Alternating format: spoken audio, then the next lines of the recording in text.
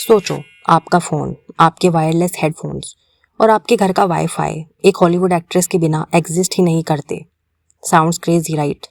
वो एक्ट्रेस का नेम था हेडी लमार। 1940s में इन्हें the most beautiful woman in the world कहा जाता था। ये हॉलीवुड की सबसे बड़ी स्टार्स में से एक थी। इनकी लाइफ एक मूवी जैसी थी, ग्लैमर, फेम और स्कैंडल्स। लेकिन इनका सबसे बड़ा सीक्रेट स्क्रीन पर नहीं था, एक लैब में था।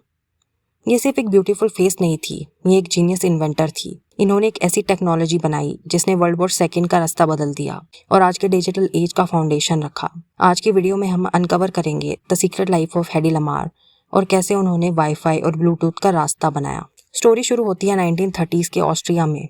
हेडी, जिनका असली नाम हेडविग एवा मारिया काइसलर था, की शादी एक wealthy ammunition manufacturer Friedrich Mandl से हुई थी।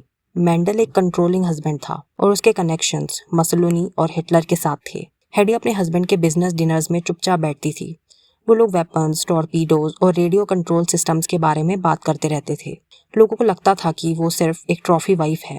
किसी ने सोचा नहीं कि वो सब कुछ समझ रही थी और अब्जॉर्ब कर रही थी। उनका दिमाग किसी इंजीनियर की तरह काम कर रहा था।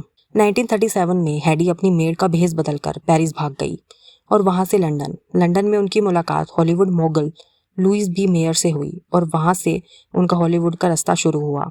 नाम बदलकर हो गया हेडी लमार। दिन में वो मूवी शूट करती थी, लीडिंग मैन के साथ रोमांस करती थी, लेकिन रात में उनके पास एक ड्राफ्टिंग टेबल था। हेडी को पार्टीज करना पसंद नहीं था, उनका शौक था इन्वेंशंस करना। उन्होंने हार्वर्ड ह्यूजेस, जो एक फेमस एविएटर थे, उनकी प्लेन्स के डिज़ाइन को भी इम्प्रूव करने में हेल्प की थी। बर्ड्स और फिशेस की एनाटॉमी को स्टडी करने में उनका इंटरेस्ट था, लेकिन उनका सबसे बड़ा इन्वेंशन अभी आना बाकी था। 1940 वर्ल्ड वॉर सेकेंड चल रहा था। हेडी अपने नए देश अमेरिका की मदद करना चाहती थी। उस टाइम पर रेडियो कंट्रोल्ड टॉर्पीडोज का यूज़ होता था। प्रॉब्लम यही थी कि दुश्मन आसानी से इन टॉर्पीडोज का सिग्नल जैम कर देते थे, जिससे टॉर्पीडोज अपना रास्ता भटक जाते थे। हेडी को याद आया जो उसने अपने एक्स हस्बैंड के डिनर्स में सुना था। वो जानती थी कि एक सिंगल रेडियो फ्रीक्वेंसी को जैम करना बहुत आसान है। तो उन्होंने सोचा, क्या हो अगर फ्रीक्वेंसी लगातार बढ़ती रहे और बदलती रहे। इस कंसेप्ट को उन्होंने नाम दिया फ्रीक्वेंसी हॉपिंग। अगर ट्रांसमीटर और रिसीवर दोनों एक ही टाइम पर फ्रीक्वेंसी चेंज करें तो दुश्मन उस सिग्नल को ट्रैक या जैम नहीं कर पाएगा। लेकिन इसको प्रैक्टिकली बनाए कैसे? यहाँ एंट्री होती है जॉर्ज एंथियल की। जॉर्ज एक अवांट ग्रेड म्यूजिक कंपोजर थे। वो प्लेयर पियानोस जो खुद बजते हैं पेपर रूल्स यूज करके, उनके साथ एक्सपेरिमेंट करते थे। हेडी और जॉर्ज ने मिलकर एक सिस्टम डिजाइन किया। इन्होंने प्लेयर पियानो मैकेनिज्म का यूज करके एक ऐसी डिवाइस बनाई जो 88 फ्रीक्वेंसीज, जैसे पियानो की 88 कीज की तरह, बीच में जंप कर सकती थी। ट्रांसमीटर और रिसीवर दोनों में एक सिंक्रोनाइज्ड पेपर रोल होता था। अगस्त 1942 में इन दोनों को अपने सीक्रेट कम्युनिकेशन सिस्टम के लिए यूएस पेटेंट मिल गया। आपको लग रहा होगा कि यूएस नेवी ने इस इन्वेंशन को हाथों हाथ लिया होगा, राइट? गलत। जब हेडी ने नेवी को यह आइडिया प्रेजेंट किया तो उन्होंने इसे रिजेक्ट कर दिया। उनका रिएक्शन था, तुम एक हॉलीवुड एक्ट्रेस हो, यह पियानो बजाने वाला मैकेनिज्म एक टॉर्पीडो के अंदर कैसे फिट होगा। उन्होंने हेडी को एडवाइस दी कि अगर वो हेल्प करना चाहती है तो वो वॉर बॉन्ड्स बेचे, जो उन्होंने किया भी। इनका ब्रिलियंट आइडिया एक फाइल में दबा दिया गया। नेवी इस टेक्नोलॉजी को समझने के लिए तैयार नहीं थी, लेकिन गुड आइडियाज कभी मरते नहीं हैं।